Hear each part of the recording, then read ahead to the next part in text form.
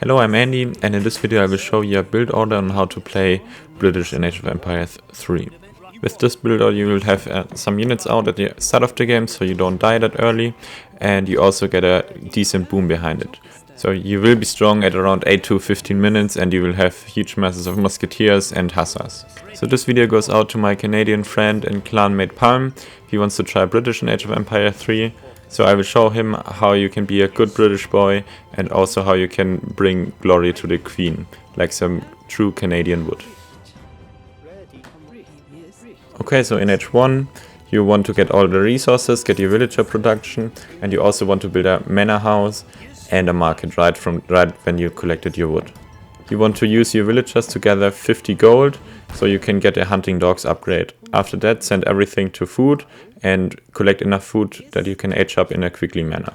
Usually I will click up with 16 villagers.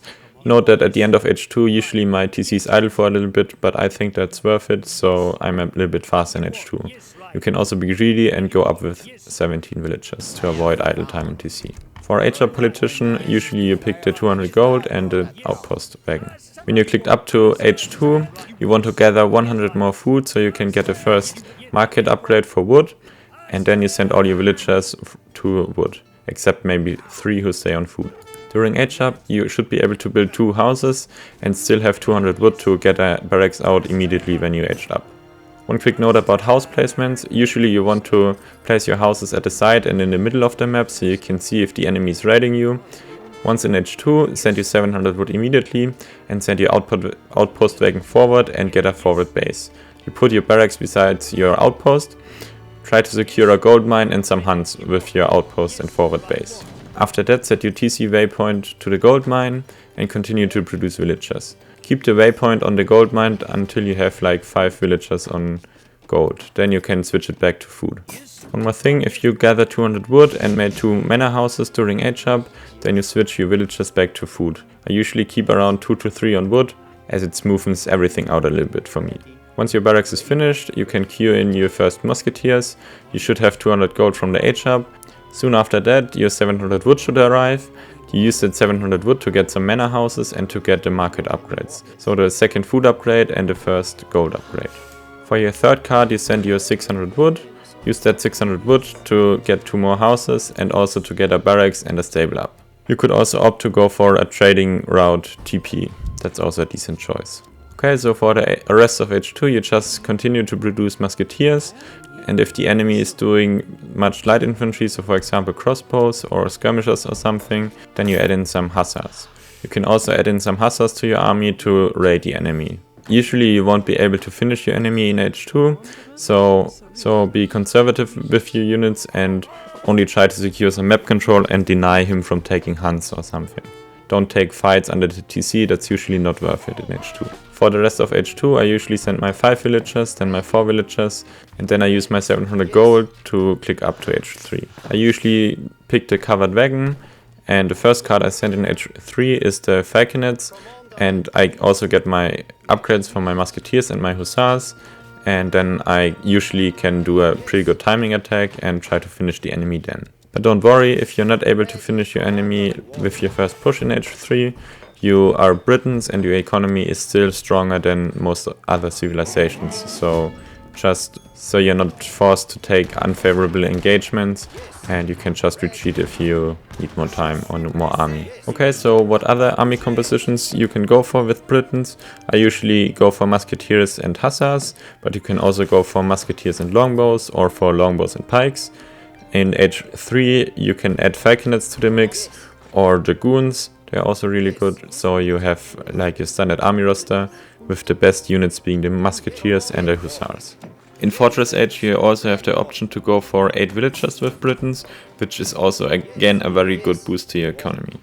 In Fortress Age usually it's also a good decision to add another barracks, so you can produce from 3 barracks and 1 stable, and that should be enough to exhaust your economy, and yeah. Okay, so let's quickly talk about card progression and decks.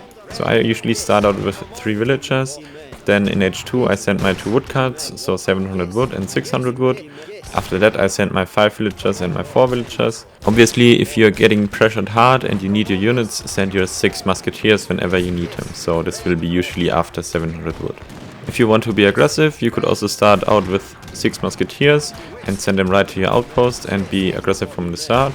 So with the 6 musketeers and a badge from your barracks, you should be able to have 11 musketeers to raid and be annoyed with. Okay, so the rest of my deck looks pretty normal. So I've made a detailed guide on how to build decks, and that follows basically the guidelines I told you there. I have my musketeer cards because I like them. I also have the cavalry HP card. If you have to choose between health and attack upgrade, usually you pick the health upgrade for your melee units, so that's why I picked this card. For H3 there are some notable cards, so the 8 villagers is very good, and you don't have to use the Jaegers, but I personally like them sometimes, but you could swap that out for some other unit cards, so for example the longbows or even the infinite 10 pikeman shipment. So for H4 a must-have card for me is the infinite 2 rocket shipments. This is such a powerful shipment, so in late game you have the option to go for musketeers, hussars and rockets, and it's a very powerful unit composition. I also put in my fort card. You can swap that out for something more useful. If you don't like that, you could also put in 3 rockets or 8 hussars or 60 musketeers, and of course you always put in your factories. So one more thing before I end this video. So Palm is going to stream Age of Empire 3 DE sometime during this week or during the next week. I will put it in the description once I know more about it. Usually Palm streams Age of Empire 2, but for this special occasion he's going to stream Age of Empire 3 for a little bit. So I might join the stream too and play a few team games with him. What we could also do is play some community games with you guys if you're interested, so you can just hop in if you want. And yeah, so basically we are a little bit open and we don't know what we do yet, but there will be a stream and Palm will be streaming it and I may be joining it, and there might be a show match. So stay tuned for that, and thanks for watching. See you around. Bye bye.